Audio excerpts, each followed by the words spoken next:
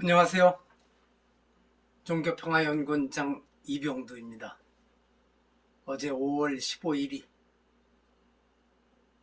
음력으로 4월 초파일 부처님 오신 날이고, 또 물론 양력으로 환산해서 세고 있습니다만 한국사뿐만 아니라 세계적으로 세계 역사상 가장 훌륭한 인물에 들어갈 수 있는 세종대왕 어르신의 생신, 또 그 세종대왕의 탄신일에 맞추어서 제정한 스승의 날이었습니다. 저는 어제 서울 가서 봉은사 봉축 법요식 참관하고 조계사 쪽으로 옮겨서 제가 좋아하는 후배들과 늦은 점심 식사를 하고 또 오는 길에 상불사에 들려왔습니다. 자, 부처님 오신 날을 지나면서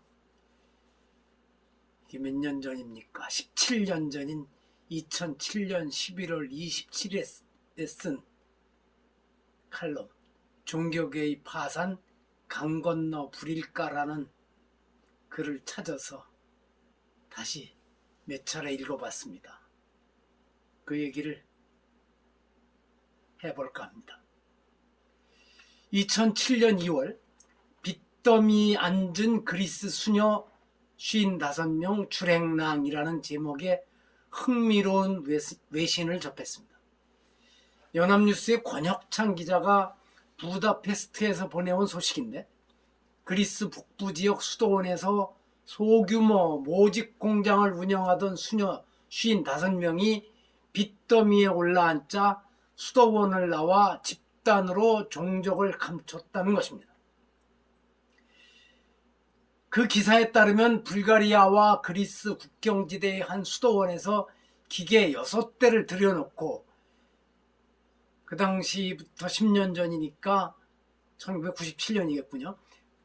각종 의류를 전국 체인점에 납품해오던 수녀들이 적자 누적으로 60만 유로, 그 당시 한국 돈으로 7억 3천여만 원입니다. 이 빚을 갚지 못하자 단체로 줄행랑을 쳤다고 했습니다. 수녀들에게 법적 자문을 해온 변호사 말에 따르면 수녀들이 수도원 재산을 매각해 채무를 상환할 수 있도록 해달라고 수도원 측에 요청했으나 거절당하자 불가피하게 피신했다는 것입니다. 만약 이 수녀들이 유죄 판결을 받게 될 경우 교회 내에서도 중징계가 불가피할 것이고, 수녀들이 돌아와서 문제를 해결하지 않을 경우 수도원 측은 빚 상환을 위해 각종 교회 자산을 매각할 수밖에 없는 상황이었다고 합니다.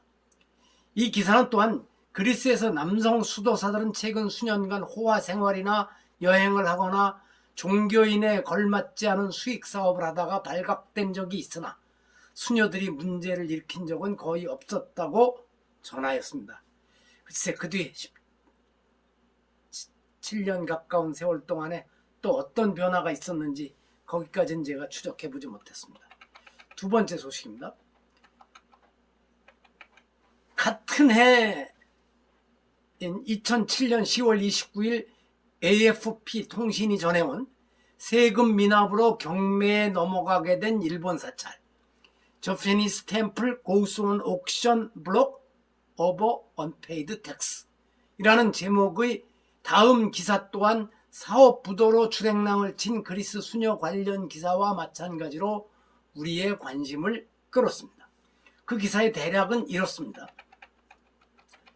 불교 미술품 애호가들이 마지막으로 수장하고 싶어하는 품목인 일본 불교 사원을 구매할 기회가 생겼다.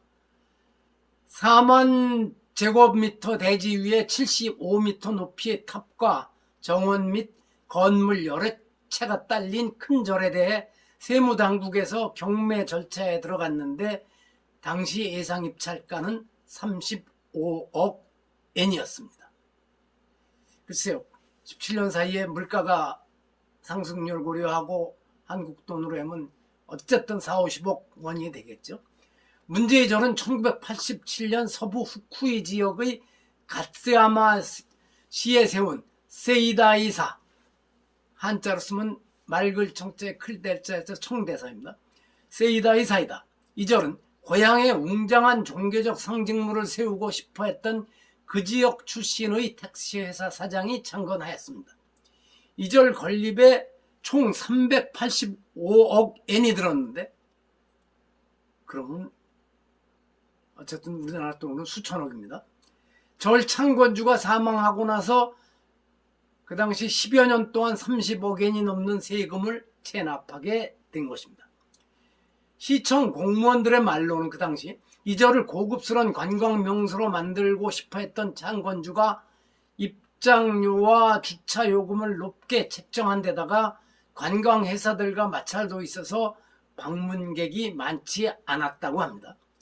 이 절 운영을 위해 재산관리회사를 세웠지만 이 회사에서도 더 많은 방문객을 유치하는 데 실패해서 결국 세금을 내지 못했습니다. 지난 2002년에 재산관리회사가 경영을 포기하고 절 소유 일부 대지에 선종계열의 진짜 절을 세웠다고 합니다. 그래서 낙찰이 되더라도 17m 높이의 청동 대불상은 팔려나가지 않고 계속 그 자리에 남아있게 될 것이라고 보도했습니다. 그 당시에 가츠야마 시청의 한 공무원은 경매 입찰자가 있을지 없을지 말할 수 없다. 그러나 시청에서도 이 절을 살 수 없고 선종에서도 살 수 없다.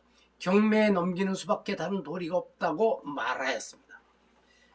제가 아침에 이 얘기를 하려고 인터넷을 뒤져보니까 이 청대사가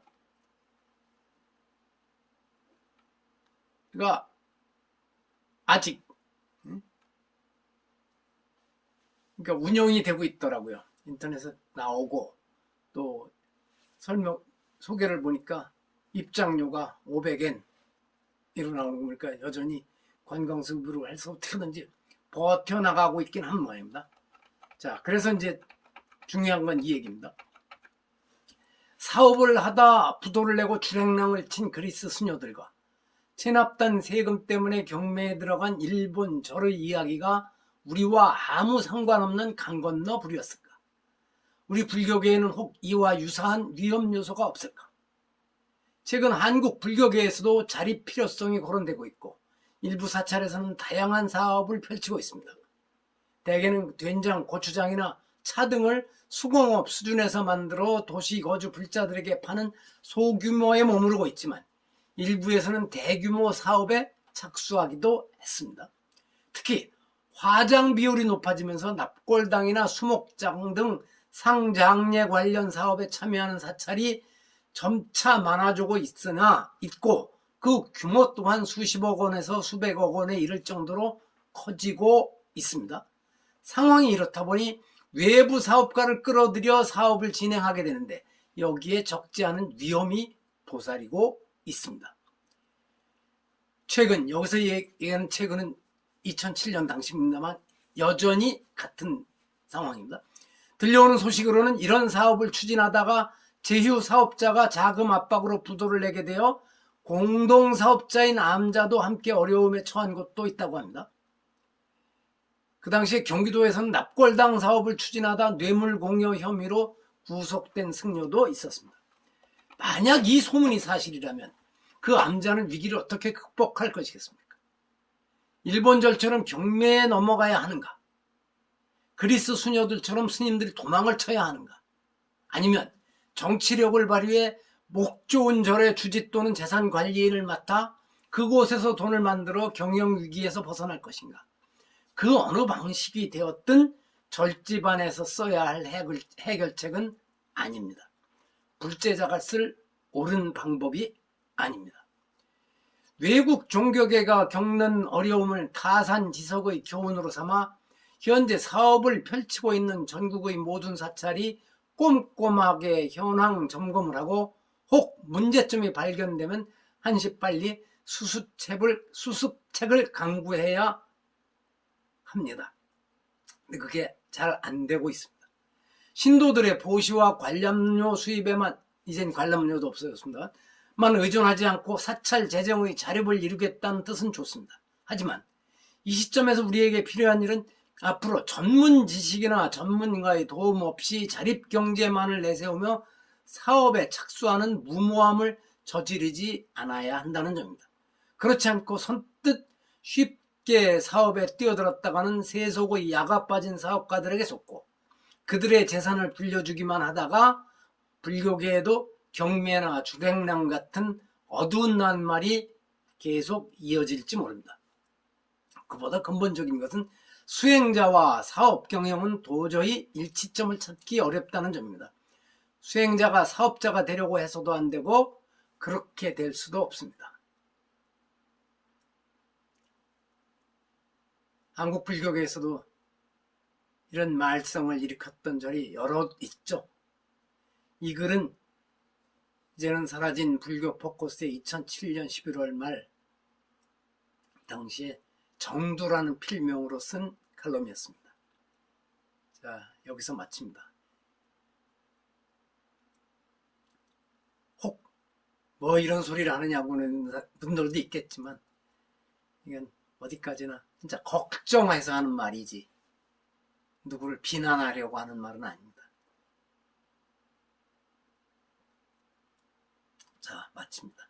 들어주셔서 고맙습니다.